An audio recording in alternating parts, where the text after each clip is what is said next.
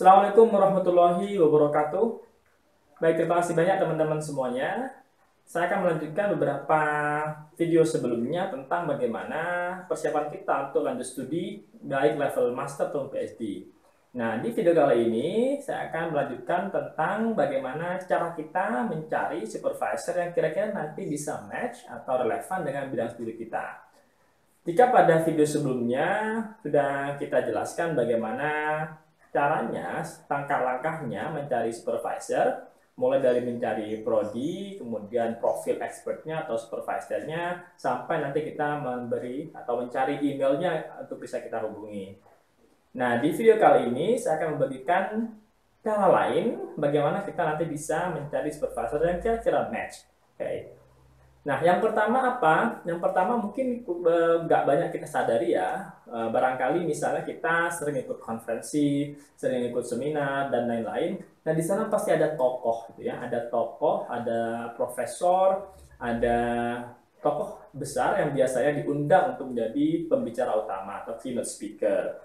Nah, kalau kita sudah punya prospektus bidang studi atau bidang yang akan kita kaji di level S3 nanti, maka kita bisa memilih konferensi yang kira-kira di sana topiknya tepat dulu. Kalau misalnya kita belum tahu orangnya ya, misalnya kita belum tahu siapa sih tokoh di bidang X ini yang sangat digandrungi, nah kita bisa matchkan dulu dengan topiknya.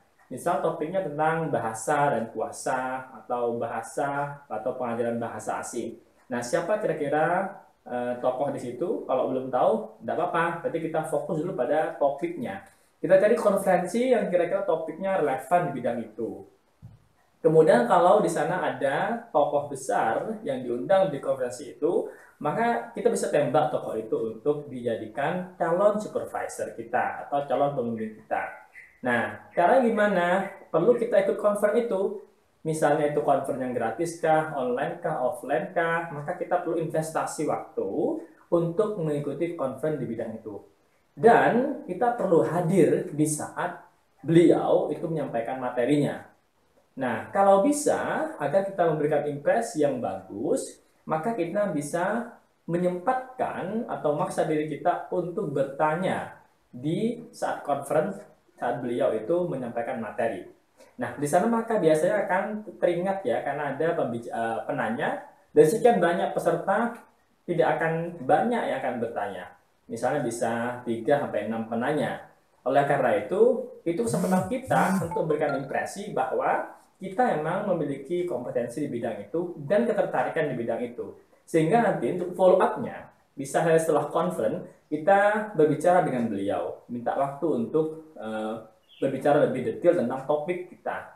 Lalu kita bisa mulai approach untuk menawarkan diri apakah kira-kira beliau berkenan untuk kita jadikan supervisor di PhD kita. Kita bilang saja bahwa sekarang saya sedang mempersiapkan PhD untuk studi bidang A, B, C, D, tapi masih mencari potential supervisor ya, atau calon pembimbing yang kira-kira match. Nah, itu kesempatan langka dan perlu kita coba agar nanti bisa lebih relevan dengan bidang studi kita. Terutama kalau kita belum tahu tokohnya. Kalau sudah tahu tokohnya, misalnya bidang ini yang tokoh besar adalah A, B, C, D.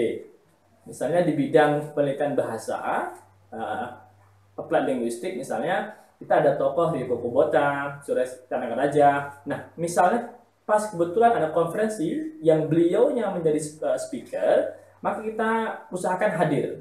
Dan hadirnya tidak hanya sebagai peserta, tapi juga kita akan bertanya yang kira-kira membuat beliau bisa ada impresi bahwa oke, ini kayaknya potensial nih. Nah, lalu kita bisa follow up. Oke. Cara ini juga bisa kita lakukan selain untuk mencari supervisor, juga untuk potential collaboration. Bisa kita mau kolaborasi dengan orang-orang tokoh besar di luar yang kira-kira bisa membantu kita, itu bisa kita jadikan salah satu caranya untuk approach, sehingga ada impresi dari mereka. Nah, itu cara pertama.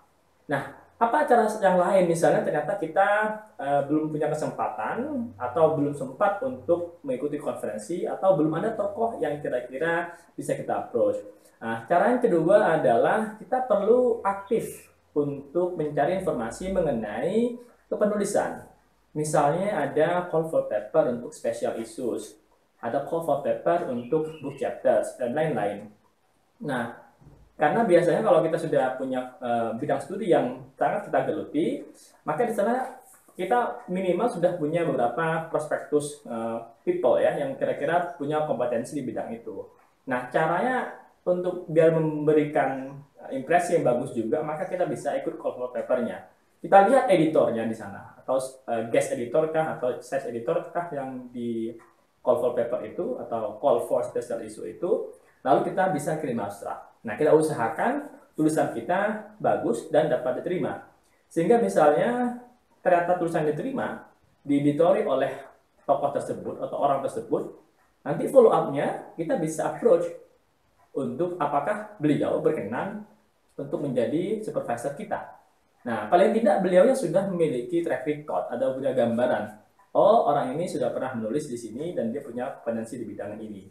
Sehingga ada impresi dari sana dan ada kemungkinan besar kita akan diterima untuk jadi mahasiswa perwaliannya, mahasiswa bimbingannya ya.